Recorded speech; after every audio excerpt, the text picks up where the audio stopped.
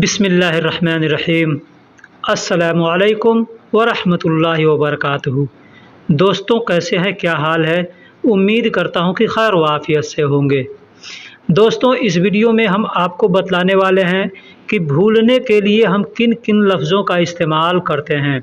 जैसे मैं भूल गया या तुम भूल गए, मैं खाना लाना भूल गया, मैं दवा लेना भूल गया, तुम मुझे कैसे भुला सकते हो, मैं यहाँ आना भूल गया। ये सब अल्फ़ाज़ जो होते हैं, बहुत से लोगों को समझ में नहीं आता कि हम यहाँ बोलने के लिए किस अल्फ़ाज़ का और कैसे इस्तेमाल करें। ठीक है, लिहाजा मैं आपसे गुजारिश करता हूँ कि वीडियो को आखिरी तक देखिएगा, क्योंकि इस वीडियो में बहुत कुछ आपको सीखने को मिलेगा कि हम भूलने के लिए किस अल्फ़ाज़ को इस्तेमाल करते हैं और उसको कहाँ और कैसे इस्तेमाल किया जाता है। ठीक है, बहुत से भाइयों के कमेंट्स आ रहे थे बहुत से दिनों से, तो मैंने सोचा इस पर एक वीडियो बना देता हूं। जैसे मैंने कमेंट्स में तो उनका जवाब दे देता हूं, लेकिन कमेंट्स में मुख्तसर सा जवाब देना पड़ता है। यहाँ मैं वीडियो में अच्छे से बतला रहा हूं कि भूलने के लिए किस अल्फाज का हम इस्तेमाल करेंगे।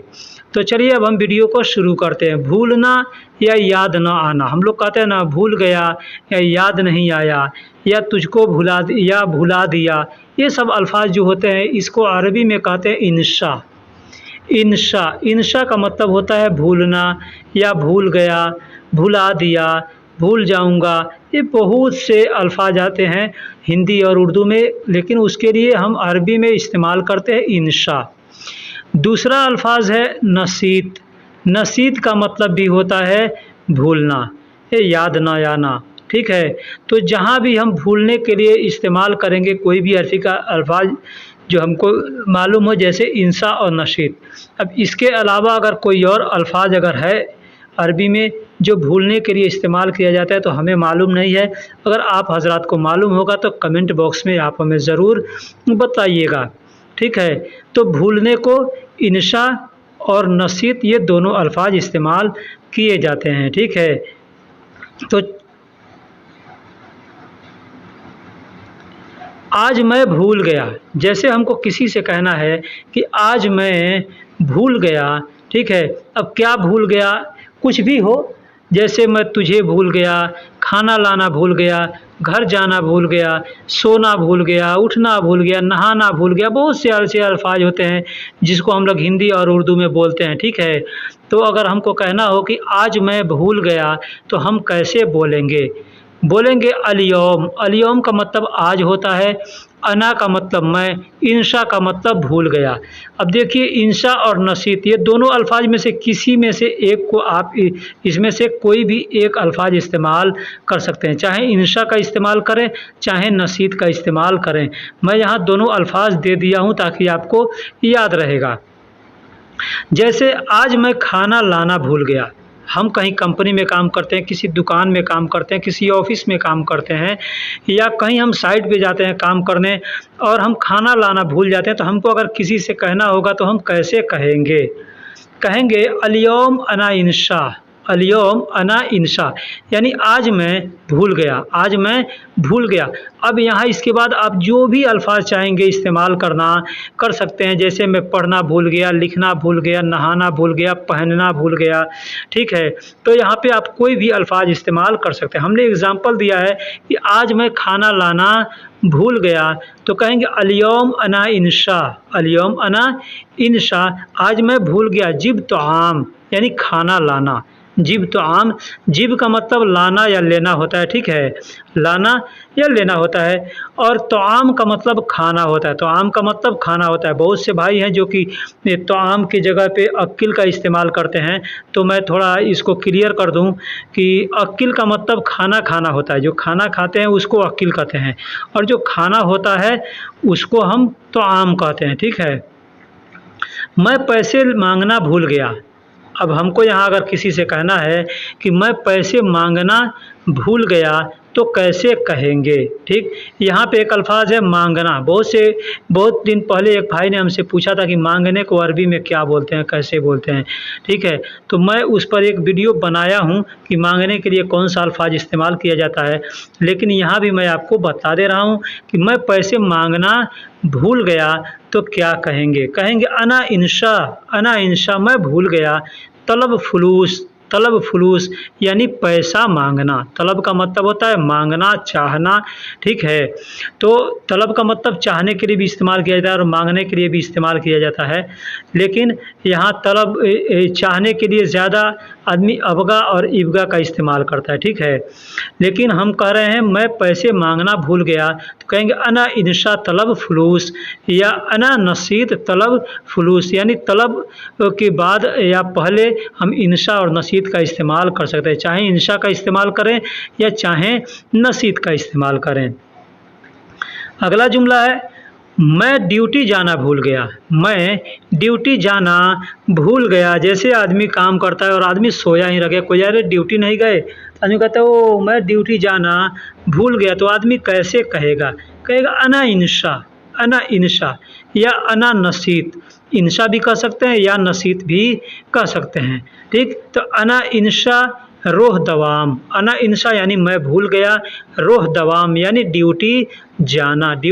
दवाम का मतलब ड्यूटी होता है और रोह का मतलब जाना होता है। आप अगर नए हैं या पुराने हैं हमारे चैनल पर, चैनल को सब्सक्राइब नहीं किया है तो सबसे पहले चैनल को सब्सक्राइब कर लीजिए और वीडियो को लाइक कर दीजिए।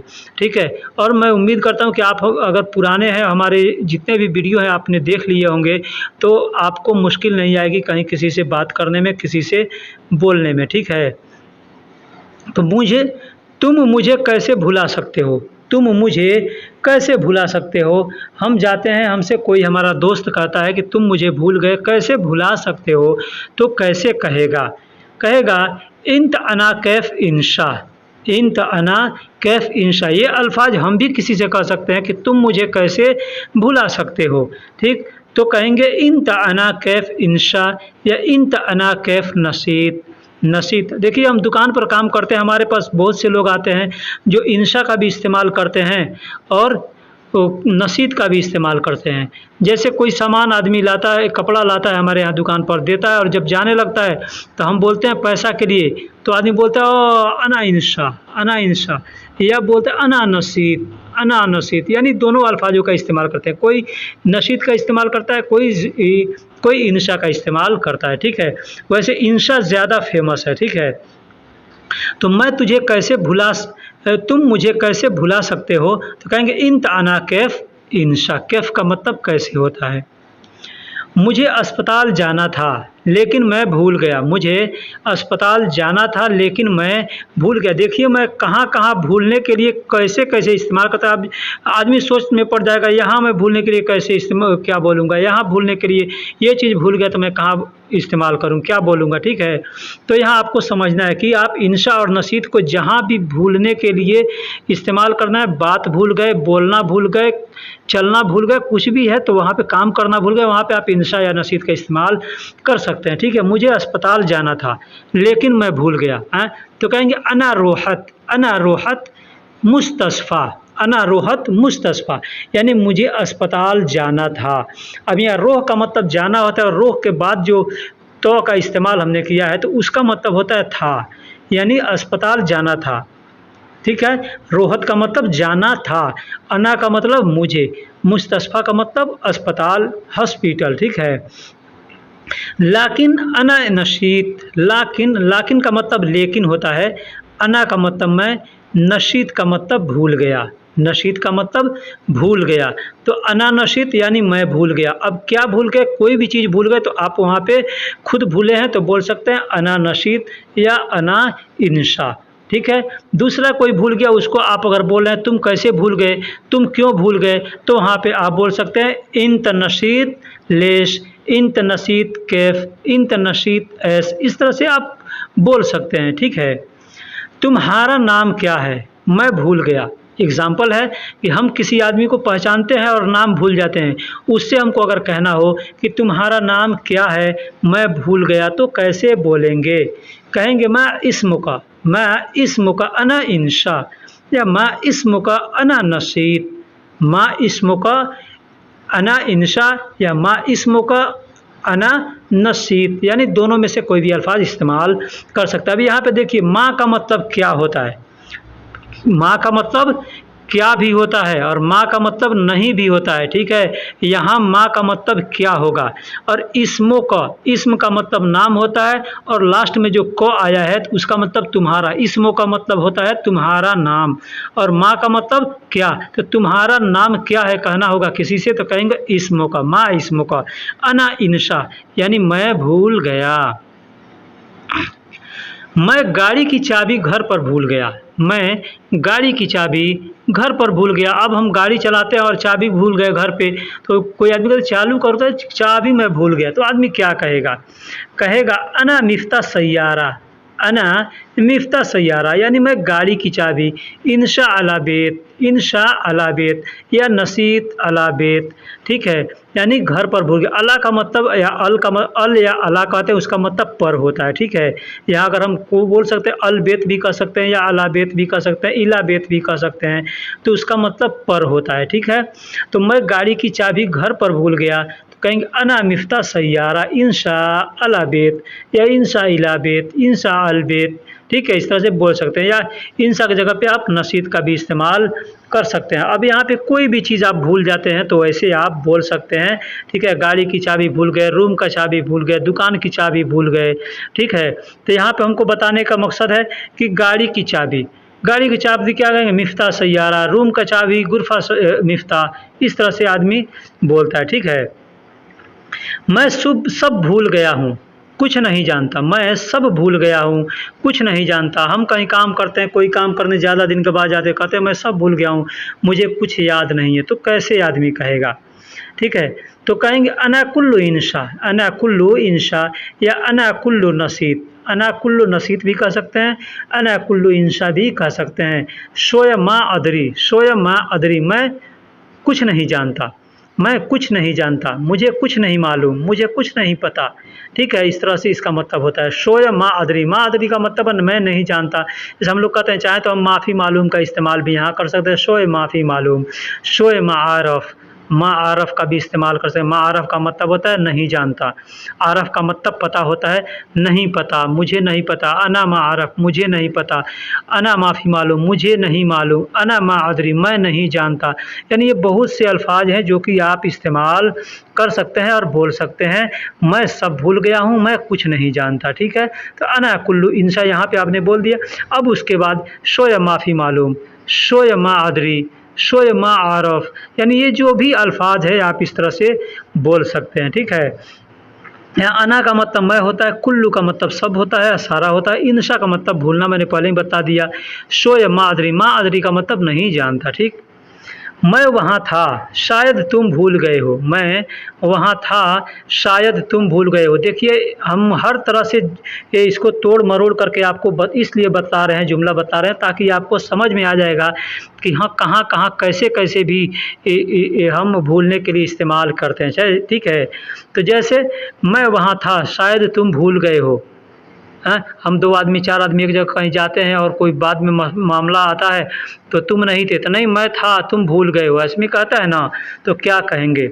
अब यहाँ पे हम बताते हैं कुंत, कुंत का मतलब होता है मैं था, कुंत का मतलब होता है मैं था। हुनाक मतलब वहाँ, हुनाक का मतलब होता है वहाँ। मौजूद यानी मौजूद, ठीक है। मुमकिन, मुमकिन का मतलब होता है शायद। अब बहुत से लोग मुमकिन का इस्तेमाल भी करते हैं, बहुत से लोग इम्किन का इस्तेमाल भी करते हैं, ठीक है। तो मुमकिन ज़्यादा फेमस है, मुमकिन ज़्यादा लोग बोलते हैं, ठीक है। इन तनसीत, इन तनसीत, इन का मतलब तुम भूल गए, ठीक है। इन तनसीत का मतलब तुम भूल गए। इन इंशा, इन इंशा भी कह सकते हैं। इन इंशा यानी तुम भूल गए, इन नसीत यानी तुम भूल गए। कुंत का मतलब क्या बताया, मैं था, ठीक है। हुनाक का मतलब वहाँ, तो कुंत हुनाक यानी मैं वहाँ था। मौजूद यानी मौजूद। मुमकिन यानी शायद। इन मतलब तुम, नसीत का मतलब भूल गए, नसीत का मतलब भूल गए। तो अगर हमको अगर किसी से ऐसा कहना होगा कि मैं वहाँ था शायद तुम भूल गए हो, तो हम इस तरह से बोल सकते हैं कुंत हुनाक मौजूद, मुमकिन इंता नसीत या मुमकिन इंता इंसाब। यहाँ देखिए बहुत से लोग कुंत कहते हैं, बहुत से लोग कुंता कहते हैं, बहुत से लोग कुंता कहते हैं, ठीक है। तो कुंता कुंत कुंतक जैसे भी आप बोल सकते हैं बोल सकते हैं। बहुत से लोग जैसे अंता कहते हैं, बहुत से लोग इंते कहते हैं, बहुत से लोग इंता कहते हैं, ठीक है। तो आप जैसे आपको समझ में आया आप बोल सकते हैं। फिर मिलेंगे किसी अगले वीडियो में, तब तक के लिए अल्लाह हाफिज़।